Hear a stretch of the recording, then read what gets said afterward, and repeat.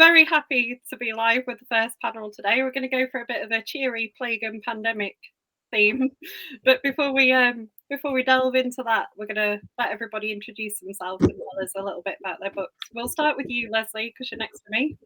Okay, I'm Lesley Kelly. I'm the author of 5 books, crime novels set against the background of a fictional flu pandemic, which got a little bit more true to life when COVID came and hit. That sounds cool, by the way. That sounds vastly more interesting than me. I'm David Mark. I write lots of different types of crime fiction and psychological fiction. But in terms of plagues and pandemics and such, I wrote The Zealot's Bones, which is set during the cholera outbreak in Hull in 1851, when the bodies were basically piling high in the streets, like a Boris Johnson fever dream, and somebody's using this as kind of a cover to describe their own morbid thirst for blood.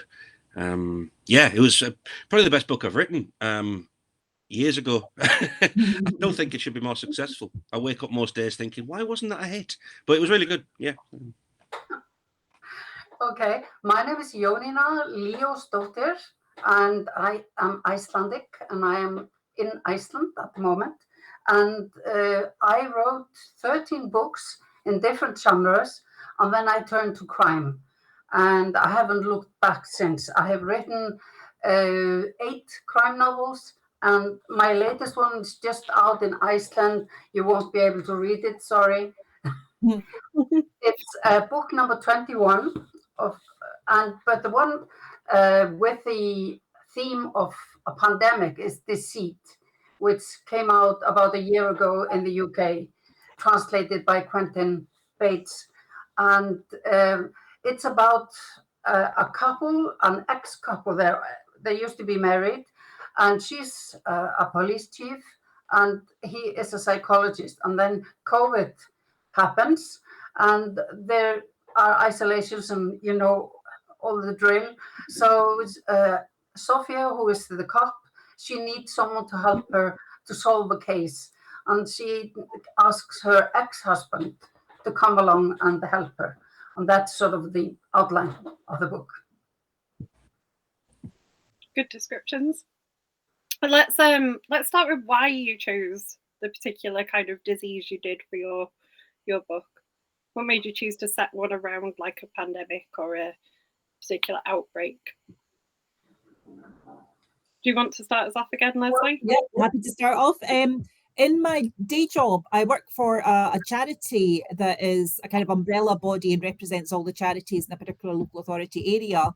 And we spend quite a lot of time in what we call emergency planning meetings with the police and the council and NHS, DWP, all these kind of people. And we plan for what could go wrong.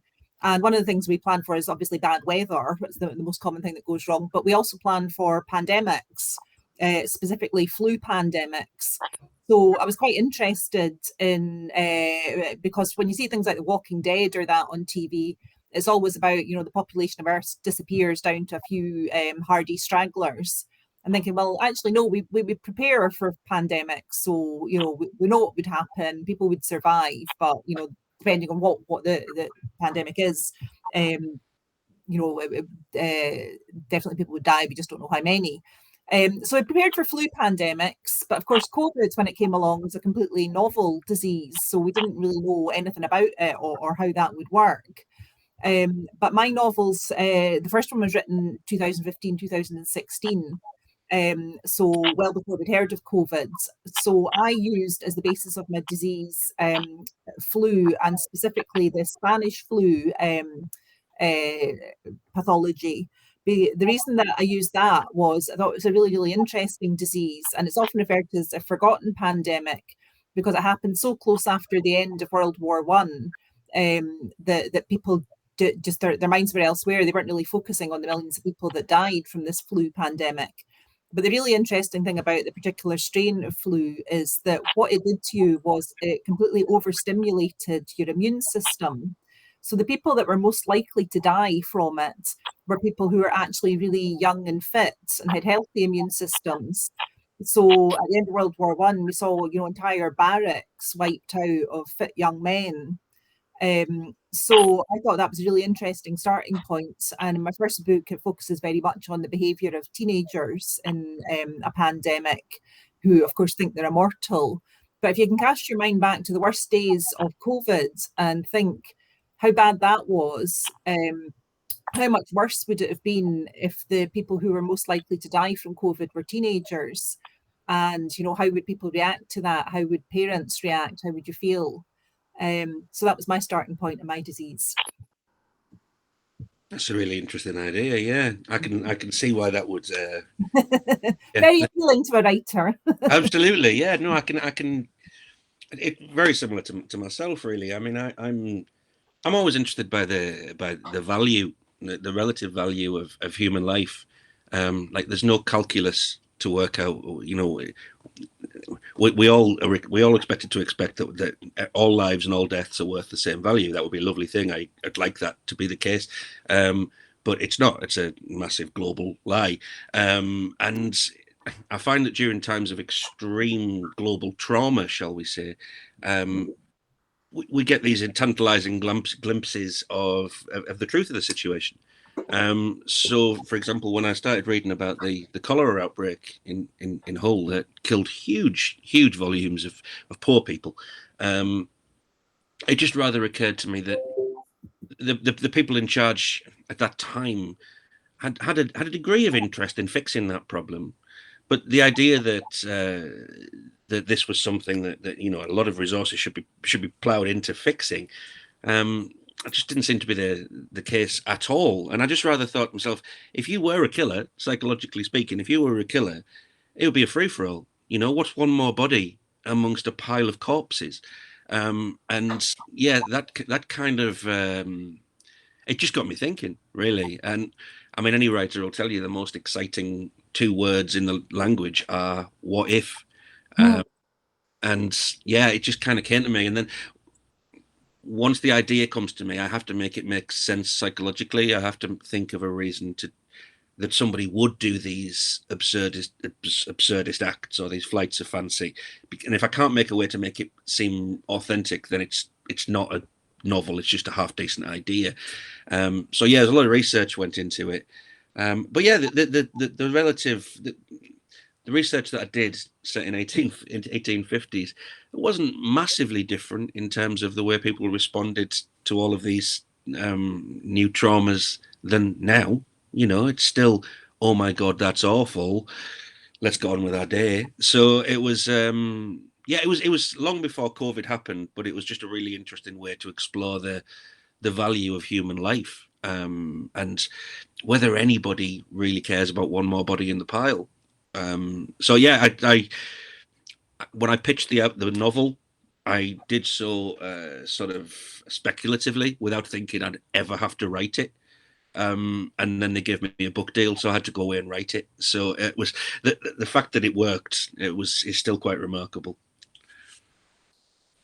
Okay, my first thoughts were also linked to the Spanish flu, like Leslie's, because my father he lost his little brother in 1919. I think Iceland really had a terrible time with the Spanish flu. There were lots of people who died, and there were whole households. Obviously, we were living in really bad conditions. All 100 years ago. So I have often thought about it in connection with my father and losing his little brother. But then I had a teenage son who was living in China when we had bird flu and swine flu. And, so far away from me, my only child. And it also brought this, I kept thinking about these pandemics and how people are isolated in their homes and cannot go into shops. And, my son was telling me, before I go to the supermarket, there's an army guy, like a soldier, waiting with a thing to test my temperature through the ear. And so it started me thinking about this. And I first wrote a play for the radio about a family where there is a pandemic. This is way before I wrote the book. And there's a pandemic, and they all have to come. There's a girl at the university, and there's a young teenage boy, and there's a grandmother, and they all have to come together and isolate themselves in the family home. And there's a lot of struggle, and the young kids are trying to escape during the night through the window. And I've thought about this a lot. So now when I started, this is a trilogy. This is the first. So I've written now 3 novels, all happening in the pandemic, because I think it's a wonderful tool for a writer of crime novels. Fair warning before I ask you Laura's question, who's watching. I'm a science teacher, so just keep that in mind when you answer this question. She says, when using a pandemic as a plot device, do you feel obliged for the science to be accurate? She read one a while back where even with just her A-level biology, she could make massive holes in the science. Yeah, I'm happy to answer that one. I have no scientific background whatsoever. I didn't even do biology higher, so no background in that. I read a bit. There's some really good books about pandemics. I read one called Pale Rider, which is specifically about Spanish flu, and got sort of a lot of the background from that. And I read one called And the Band Played On, which was all about AIDS, HIV, when it first started in America. So that was really good for the kind of bureaucracy and civil liberty stuff. And I read another one that was absolutely terrifying, I can't remember the name of, but it's about diseases moving from animals to humans. But it's a non-fiction one. It's just sort of the realities of that. So I was reasonably confident that I had it right, but then I got very much put to the test, because I don't know if anybody's heard of the Bad Bugs Book Club, but it's a book club run by one of the universities in Manchester, and all they read are books that are to do with bugs in one way, shape or form. They read the Stephen King book, is it The Stand, his book that's about a virus, A.J. Cronin's Citadel, the book about the women, the all DNA tests. There was one original woman that they used her cells for it. So they read all this kind of stuff. And they invited me along, not just to one of their meetings, but to a 10th anniversary conference of microbiologists. So all these, incredibly, well-learned microbiologists were sitting in the room, about 50 of them. And there I was sitting talking about my made-up story, my made-up virus. But I think I got away with that. that would terrify me. It was terrifying. Yeah, I mean, them as well. They didn't laugh a lot. I was making jokes, but they just kind of nodded a lot. So yeah, yes, I can visualize that room. The thing is, I mean, I admire writers who can use the science as a plot device, and I think in those cases, you kind of have to be able to be at least not exactly peer reviewed, but certainly able to. You have to know your onions, shall we say?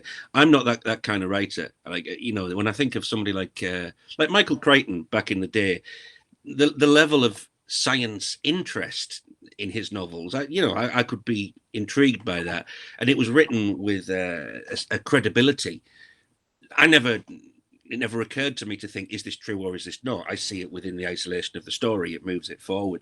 So really, I don't ever feel that much of a pressure to be, inscrutable, to stand up to any kind of criticism. I'm much more interested in using, other people's lack of knowledge about the subject as a plot device and as a way of demonstrating character development. I mean, Stephen King's latest book, Holly, Holly Gibney has lost her mother to COVID, and it happens during the tail end of the pandemic, and it's such an interesting device because every new character she meets is passed through this little filter of, will they wear a mask? Will they do the elbow high five? Will they shake hands? Will they tell you it's all nonsense? And why are you listening to the man? And I think that as an interest is very interesting as a plot device. But anybody who reads my books will know that I could spend 3 pages on the sunset, but I really wouldn't want to spend more than a paragraph on describing the science of anything. because I get bored writing it. So I feel for the reader. I was writing my book during COVID, so it's happening. The first book, the only one available in English, is happening at the beginning of COVID. So I try to sort of get people oriented, because we very quickly forget about things. How was the lockdown, and what was happening at this time? So my chapters are at different days of the week, and I always start with a little bit of information about how is COVID during this time. So I went through all the news, and at one time, because he is English, one of my main characters, so he's listening to the BBC, so he is following the British Prime Minister going into hospital, and also have figures about how many people have died in different areas. So I pinned it down with that kind of information, but I don't go into the science a lot. So my interest in writing about a pandemic is really about the constraints it gives people, how difficult life becomes, and what we thought was normal life before.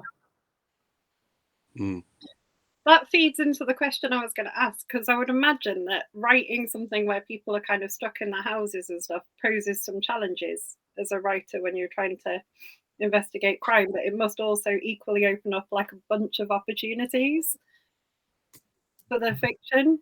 What are like the kind of good things that you've got out of setting them? Are we going the same round, or? Well, if you've got a burning first.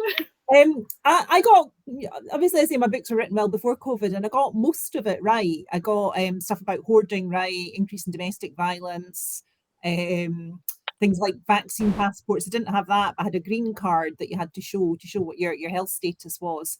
But I didn't anticipate anything like lockdown. Certainly didn't anticipate a Conservative government paying people to stay at home and not go to work. It just seemed too outlandish. And certainly in one of the first books in the series, there was a one-liner about we thought the virus had started in China, and saying that British people wouldn't stand for the kinds of restrictions on civil liberties that we're seeing in China, which isn't a democracy. And then a couple of years later, we're doing exactly the same thing. We're all under lockdown. So from that point of view, lockdown didn't really influence it, but. To be a bit political here, my books are 80,000 words long, and in one of them it took 80,000 words to explain the plot device that a politician was awarding contracts on the quiet to their friends. And you think, well, I didn't really need 80,000 words to do that, because when COVID really hit, that's just what they did, very, very blatantly. So so it was a bit of a mixed match between what I thought would happen and what actually did. That's a really interesting idea, actually, Lesley. I find that, there are things that you could imagine as a writer and predict that people would do their nut about it. They'd be rioting in the streets, and we would not stand for this. There would be some kind of resolution to this, and then it happens in reality, and people just go, "Oh, well, that's irritating," and we all just crack on. So that gulf between what we presume about our species and what we discover about it as we move forward is always really interesting to me. I mean, obviously the story I wrote was set a long time ago, 1850. So the science of the people involved in the tale was pretty limited. So I had to just know slightly more than that. But the opportunities that it afforded to me, obviously there's no lockdown in that, but there were whole areas where you wouldn't go, like Pig Alley in Hull, which is the best name for like, what a great true name for a street, Pig Alley in Hull.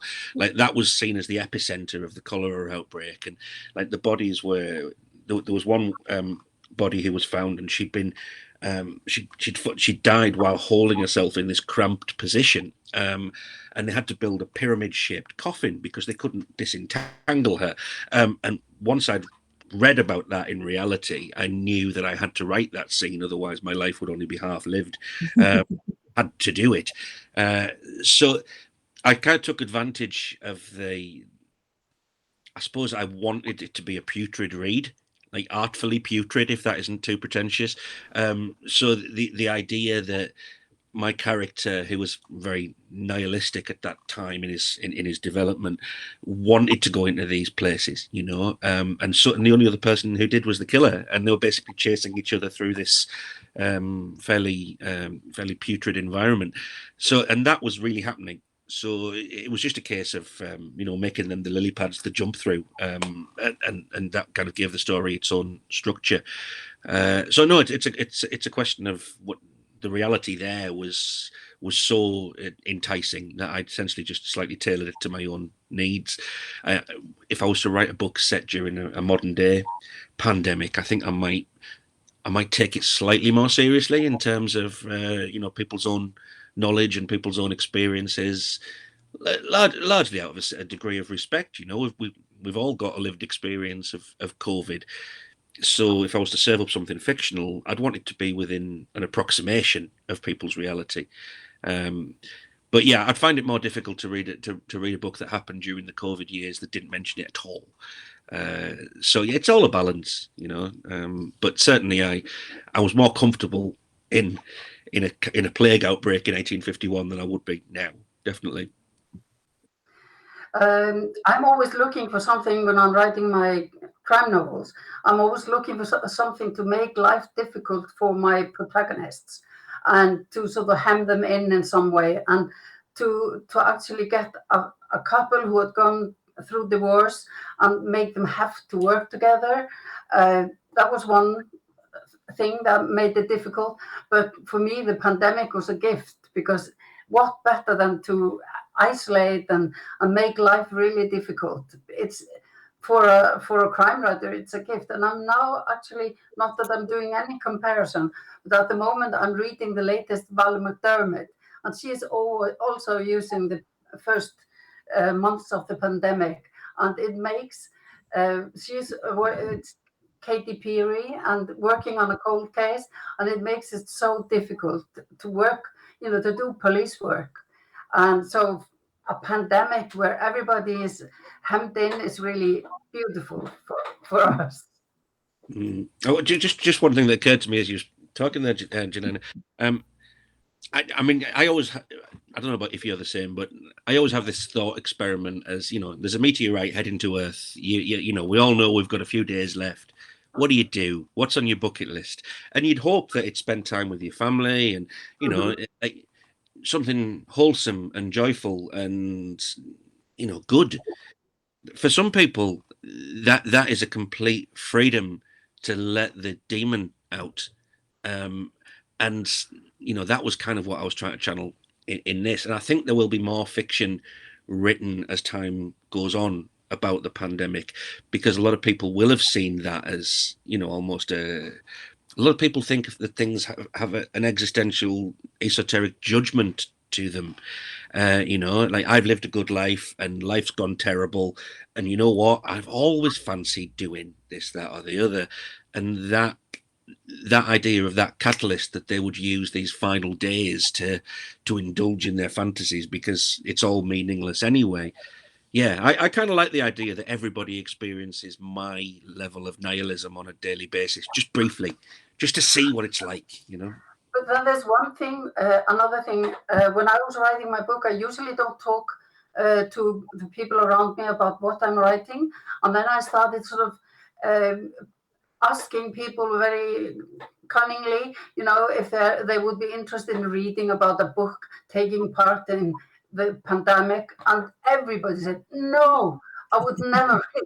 And my book was almost finished. So were you not worried that nobody wanted to read about these circumstances? I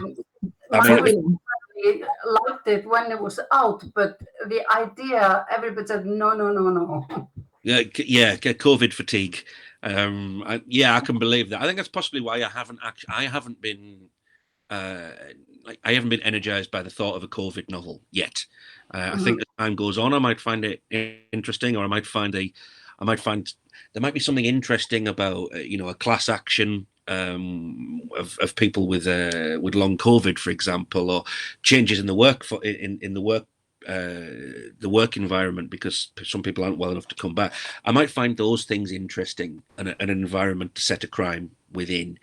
But just a COVID novel wouldn't. I don't think I've got much to say about it really, and I don't think readers have got a massive appetite for that unless it's a very interesting landscape through which an interesting story walks.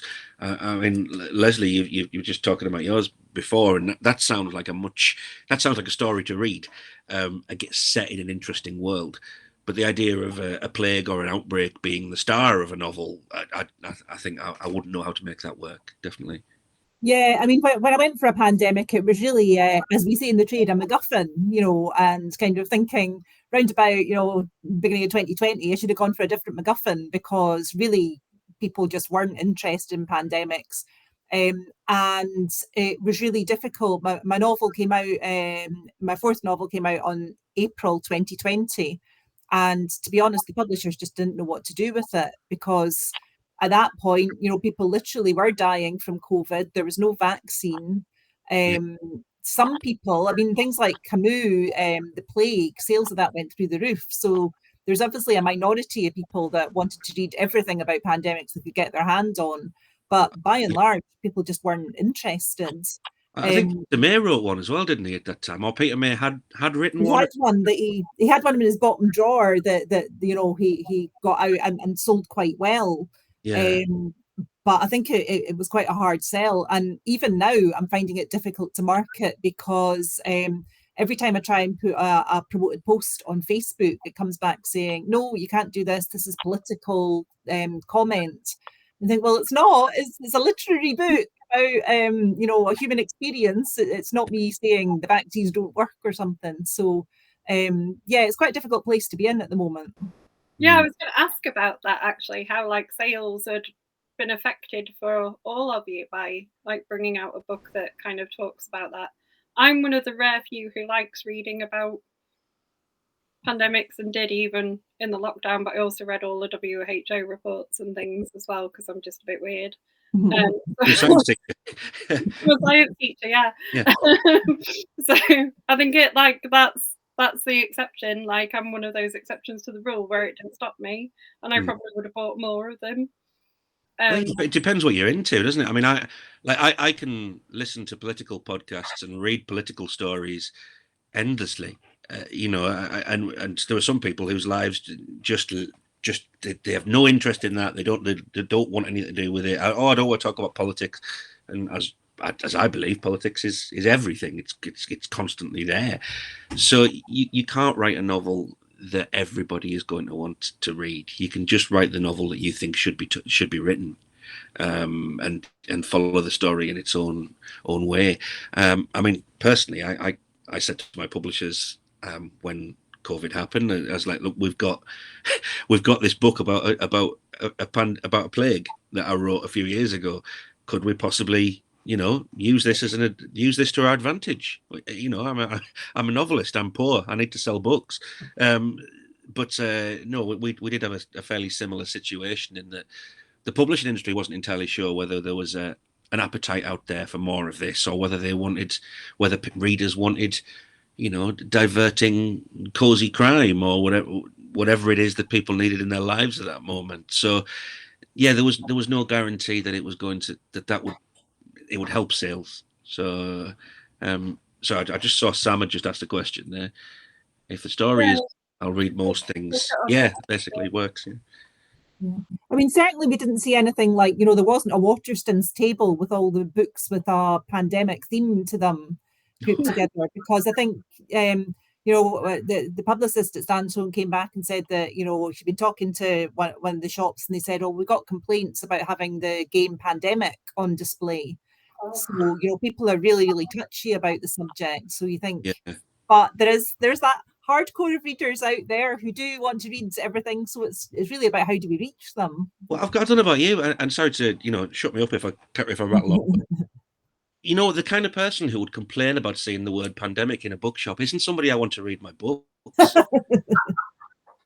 You've lost your privileges as far as I'm concerned. Grow They up. can read my books, but only if they buy all of them. That would be the negotiation. Yeah. Yeah, that's the thing. I've found this a lot in life, and I blame neurodivergence, but nevertheless, there are some people that you try and factor in and think, will they say, what will they think about this? Will this upset them? And then you realize after a little while, you know what, I can't please everybody. So, I'd rather write the book that I want to write, and then the people who don't want to read them, don't read them then. That's fine. For me, also, the pandemic is just the background. It's a setting. It gives me some possibilities that I wouldn't have if there wasn't a pandemic. But everything I write is slightly humorous. So maybe some people didn't think humor and the pandemic went together. But I just find it very difficult not to have a light tone in what I write.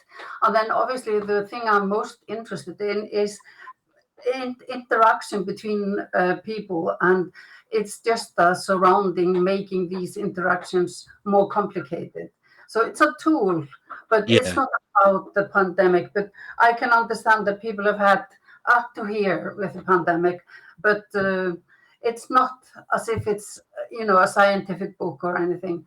It's just a tool I use. Yeah, I mean, that's the whole thing. The whole notion of crime writing is the introduction of tension, isn't it? And the introduction. So, what could be tense? What could be tenser than this? It's a very useful device for a writer, but it can't be the star of the show. There's a lot of people who have commented. I know that this one that says Facebook user is Patricia Forsyth, because she said she's with me. She couldn't get enough pandemic and plague books during the lockdowns, and we talked about books, and in fact I read Lesley's on Patricia's recommendation, like during the lockdowns, like we were talking about them, so I know that is her, even though it doesn't say her name. She does really work in promoting Scottish books. she really does, and there's other people who said that they left it a couple of years. Angie Plan has said that she really loved your book, Jonina, because of how it was told. Thank you. And then you've got it, David, you picked up on Sam's one that she'd just read it if it was good. I think as well, you have to remember that, readers aren't necessarily indicative of everybody, of the entire population. Readers are people who have made a choice that they want to explore the human experience, so the kind of people who would never read a book about the pandemic, it might be the same sort of people who'd never read a book, period. So it really it's interesting. I find I would expect readers to be interested. I'd expect readers to want to know more about something. So I certainly wouldn't be put off. As long as I could make the story work, I'd know that readers would find it. But it's publishers that have to make a decision whether they want to lean into something or lean away from it, rather than just fudging it. Yeah, and I think there'll probably be a lot more, like people were saying, maybe now that there's been a gap between like our lived experience of it, and we've all kind of got over the horrors of being locked in our houses and working from home and everything else. I think there will be more exploration of it in fiction. I think there will be. I mean, I imagine writing that, and I find that I'd find that deeply tedious as a writing experience, but I'd read somebody else's. I'd perfectly be perfectly happy to read a book that was well written, that was wall to wall pandemic. But I don't really fancy writing one. I think I'm interested by the prison experience during lockdown. That's a Dantean level of hell that I don't think's been particularly written about. So there's half of an idea bubbling about that, but I don't know. It's still too fresh at the moment for me. Not out of any sense of respect for the dead or anything like that. I just I don't know if there'd be enough of an appetite. I don't think I'm the writer to do that, really. I think there are other people who'll do that better than me, so the pressure's off. I can just I don't feel the need, the urge to write one. Catherine Ryan Howard. Sorry. Catherine Ryan Howard did a great COVID novel that she started writing during COVID called 56 Days, which was about the idea that, this couple met at a supermarket and got together, and then we're going into lockdown. So they had to decide whether to split up or whether to move in together after a really short time. And there's this kind of exploration of, well, how much did they really know about each other? And both had sort of secrets. And I thought that was really using COVID really, really well for that totally claustrophobic two people thrown together. Yeah, absolutely had me racing through that to the end. Do you remember those? They were not monologues, but they were short TV plays in the UK where famous actors were playing something in their own home, and their families were taking part, and they were given cameras. And I loved what came out of the pandemic like that. They were so creative, being in the garden. It was such fun. And then there was a lot about the pandemic that needs to be examined. Like I watched Partygate the other day. It was shocking. You knew it all, but just seeing it there was really shocking. And I think also if you write about it for either TV, radio, books, or whatever, you're helping people not to forget, because there are so many things about this period that we should not forget. Yeah. You know what? As you're speaking there, it occurred to me that I'm not sure that fiction is required when it comes to COVID and its echoes.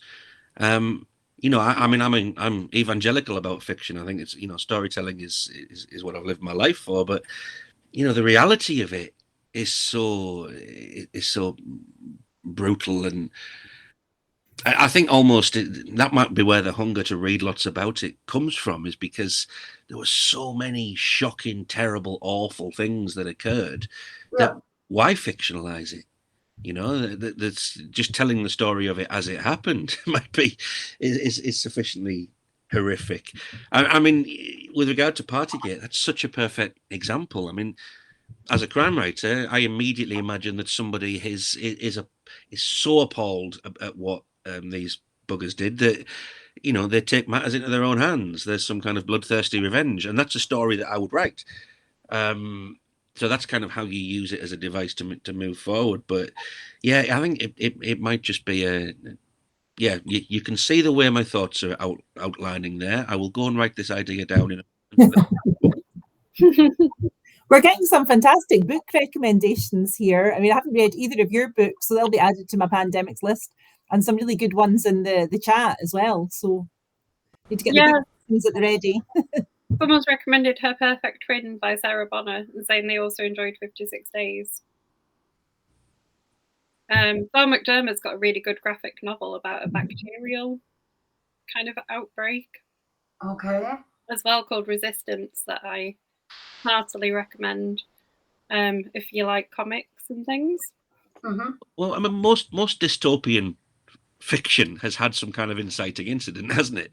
I mean, I've been reading dystopian fiction for years, and it tends to be either a bomb or a disease has caused this new reality. So I think that it's not yet a subgenre itself, is it, of a coronavirus novel? But we do have this world of where everything has changed and will never be the same again. And within that bracket, there's so many good books, extraordinarily good books.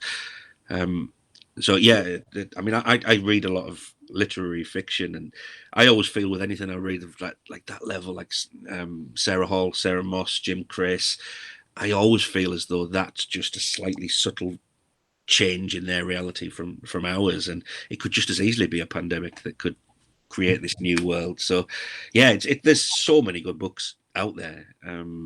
Whether or not a publisher will ever put a stamp, this is a coronavirus book, is another question. Well, while we're on the good books that are out there, let's lighten the mood and talk about what we've read recently that we've really enjoyed. Well, like I said, I'm reading the latest Val McDermid, and I think it's absolutely fantastic. It's I have a lot on at the moment. I'm not feeling too good, but it's keeping me awake. I just cannot stop reading. I mostly read when I get to bed at night, and it's just fantastic. And it happens during lockdown, and I really, really recommend it. I think it's fantastic. But then we have in Iceland, we have what we call the Christmas book flood, where a lot of books are published before Christmas.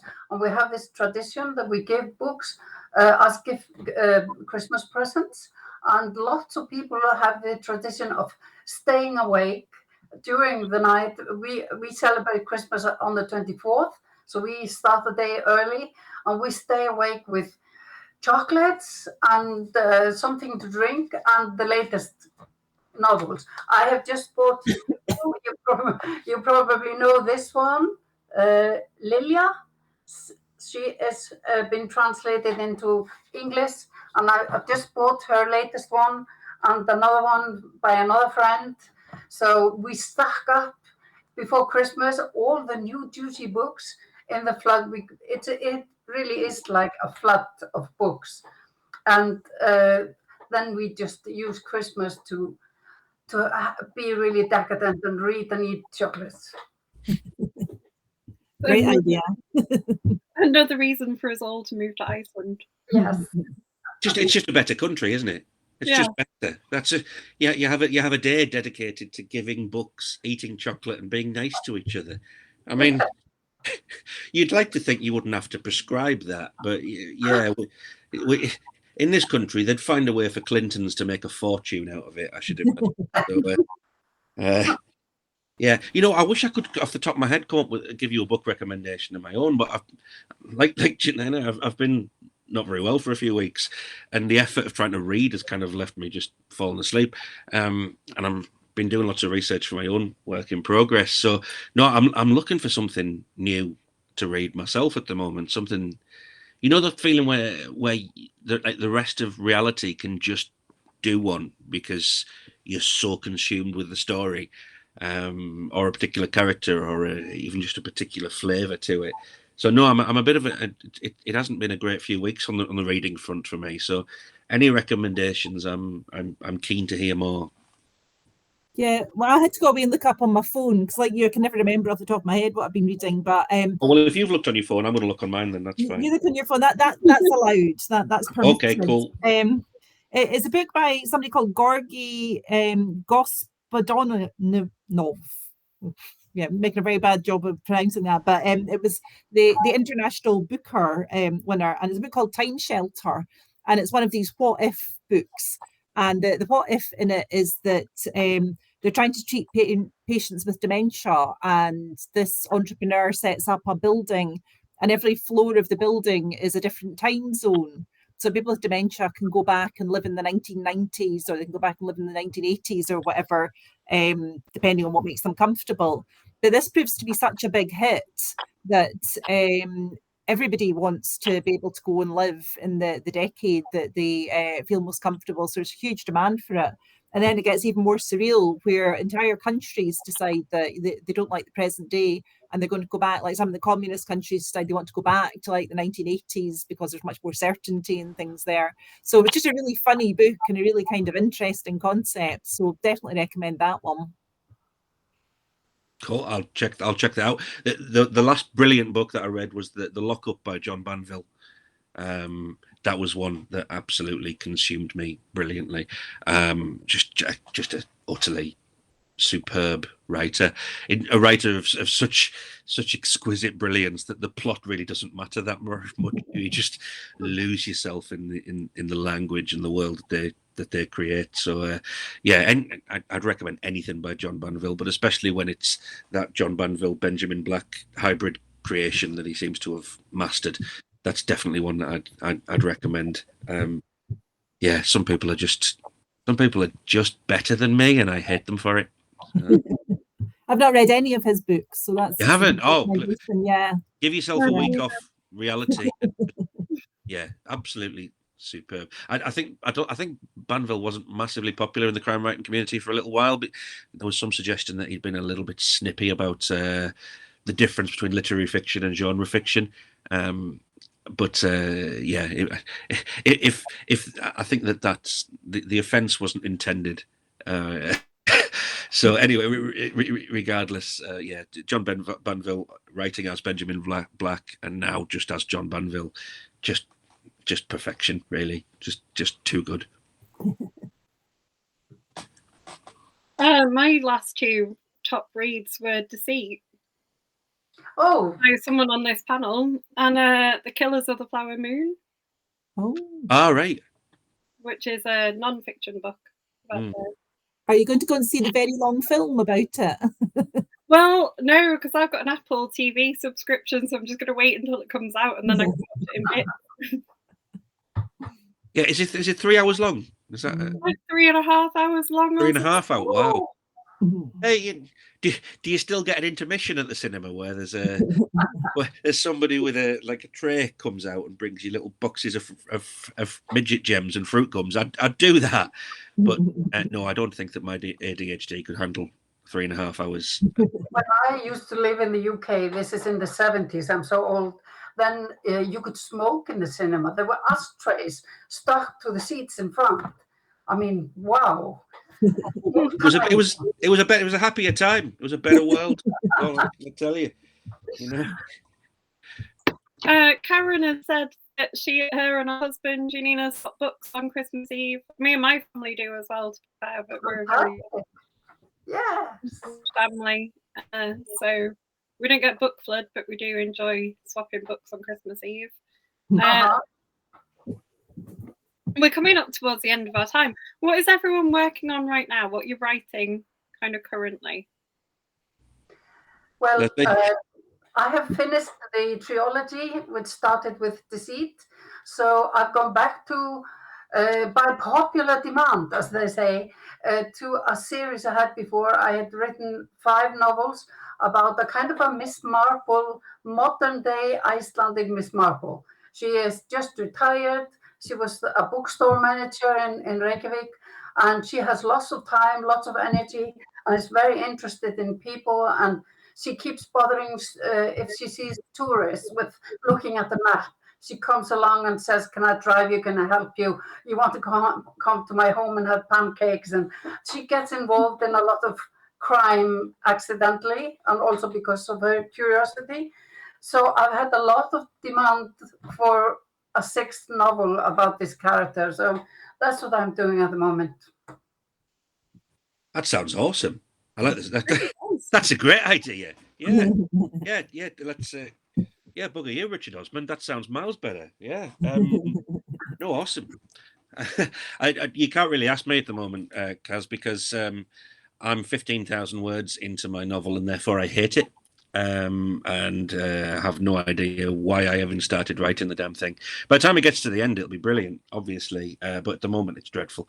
Another one in the McAvoy series, which I think should be the little phrase that they put on the front. Another one in the McAvoy series. So, just more of the same. But no, it's a good one. But they're all good ones. So who can possibly say?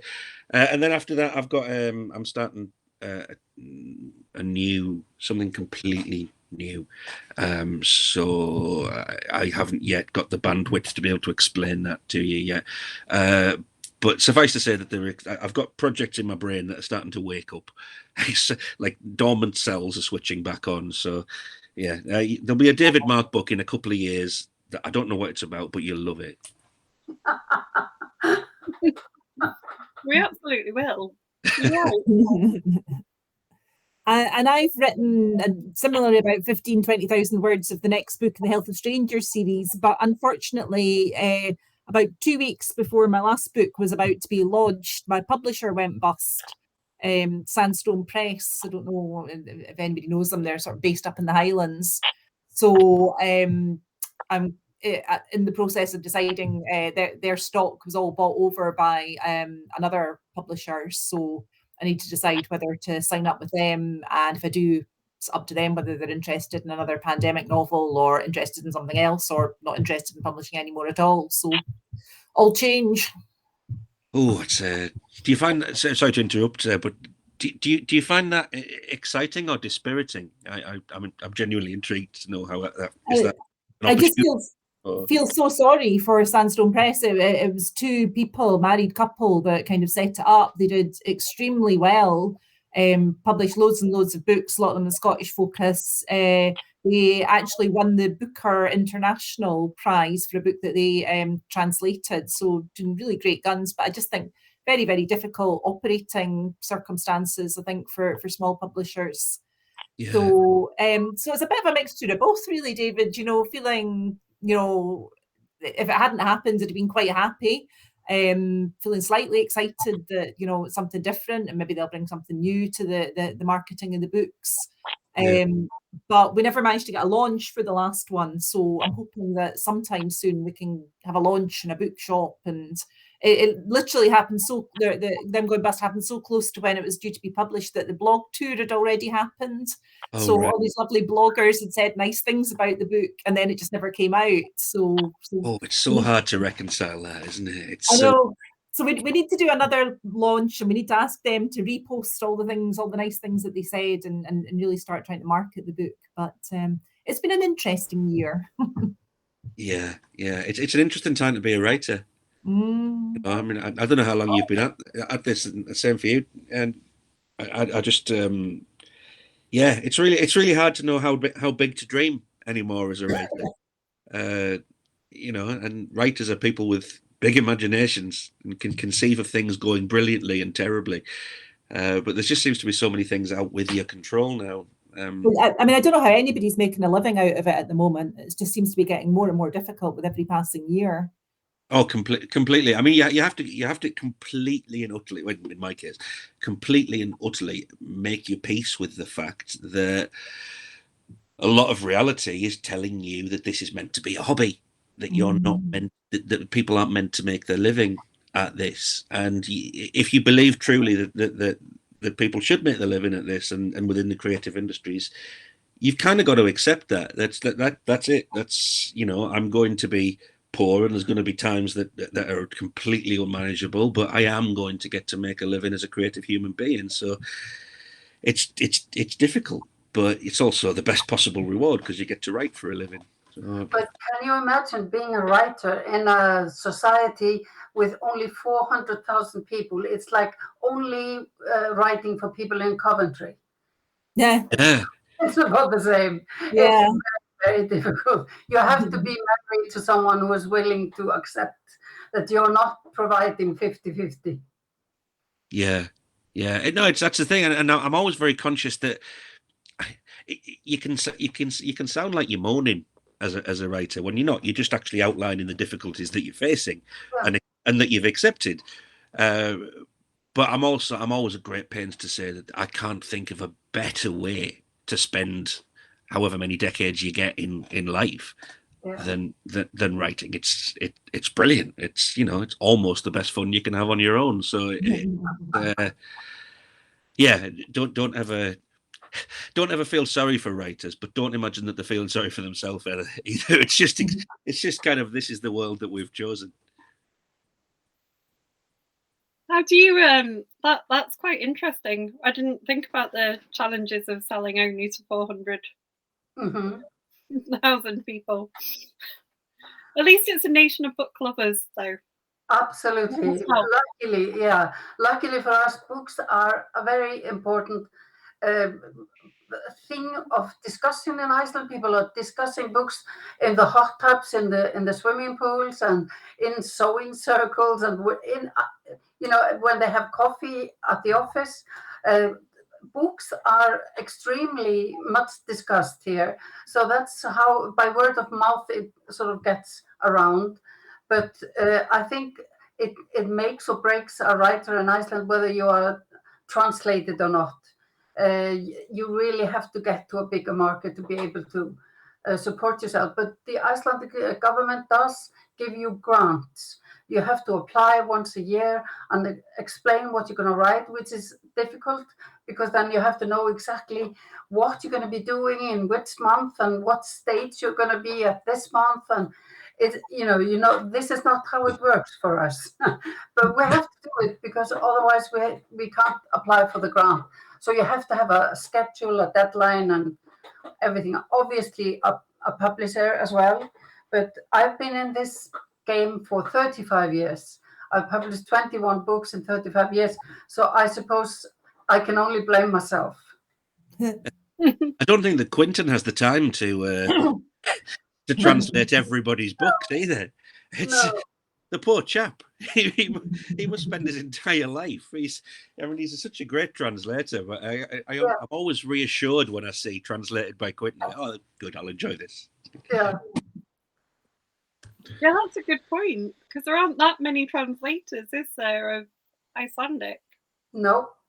Unfortunately, they are our favorite people who are from, not just English speakers, but with lots of different native languages and who also understand Icelandic.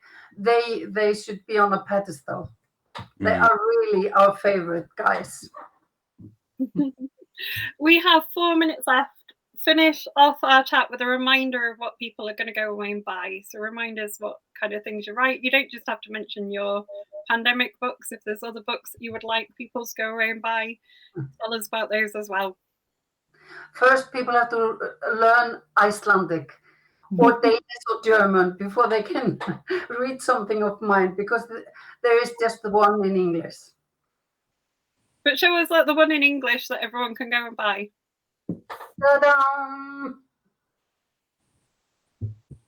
And the cover refers to the fact that it's about a case where needles are found in fresh fruit.